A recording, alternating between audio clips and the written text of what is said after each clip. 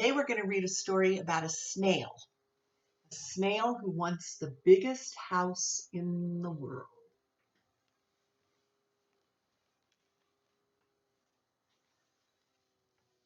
Some snails lived on a juicy cabbage. They moved gently around, carrying their houses from leaf to leaf in search of a tender spot to nibble on. Here they all are on the cabbage leaves.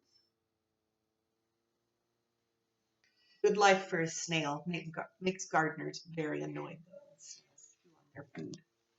One day a little snail said to his father, "When I grow up, I want to have the biggest house in the world." "That is silly," said his father, who happened to be the wisest snail on the cabbage. "Some things are better small." And he told this story. Once upon a time, a little snail just like you said to his father, "When I grow up, I want to have the biggest house in the world." "Some things are better small," said his father. "Keep your house light and easy to carry." There's the father snail telling the story to the little snail. But the little snail would not listen, and hidden in the shade of a large cabbage leaf, he twisted and twitched this way and that until he discovered how to make his house grow. There he is, sneaking off, doing exactly what his father told him not to do.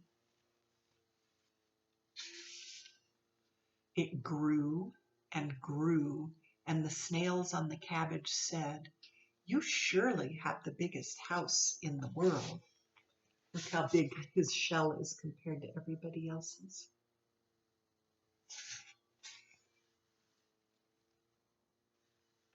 The little snail kept on twisting and twitching until his house was as big as a melon. Look at that. Can't even hardly see him.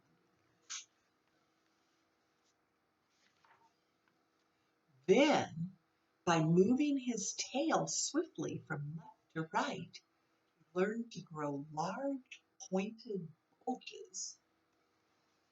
Now look, all these things poking out from it. Fancy. And by squeezing and pushing and by wishing very hard, he was able to add bright colors and beautiful designs. Now he knew that his was the biggest and most beautiful house in the whole world. He was proud and happy. Look at all that on his shell.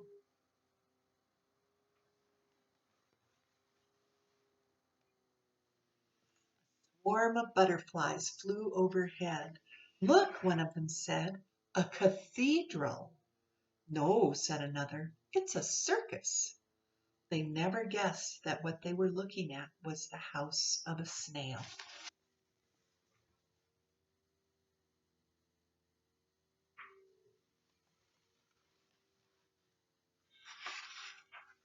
And a family of frogs on their way to a distant pond stopped in awe. "Never," they later told some cousins, "never have you seen such an amazing sight. An ordinary little snail with a house like a birthday cake."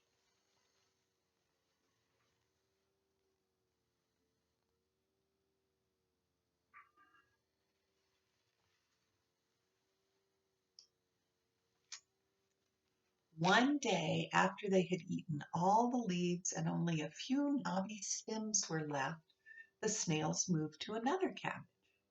But the little snail, alas, couldn't move. His house was much too heavy. Here they all go off, and he's being left behind with just that little stumpy stick to eat.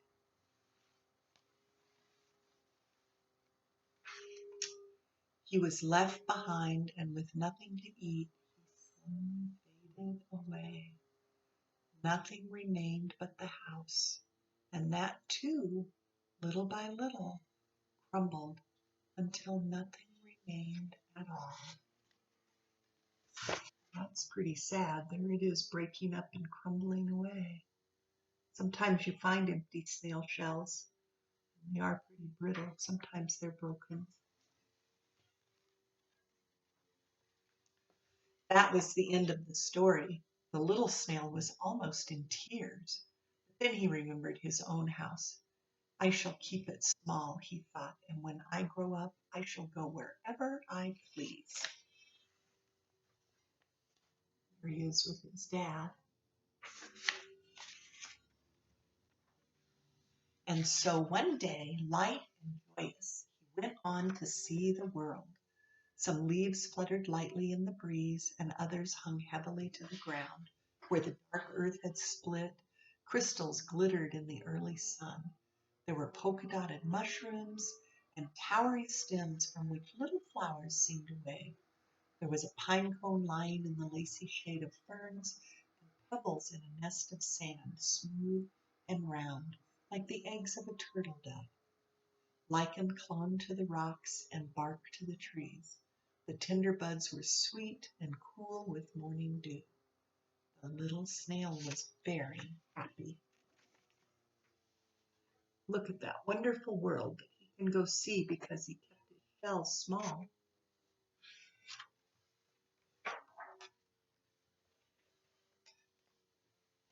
There's more of it. You almost can't see the snail in the wonderful world that he's figuring out.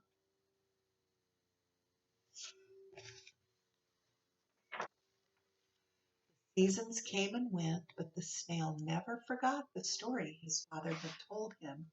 And when someone asked, how come you have such a small house? He would tell the story of the biggest house in the world.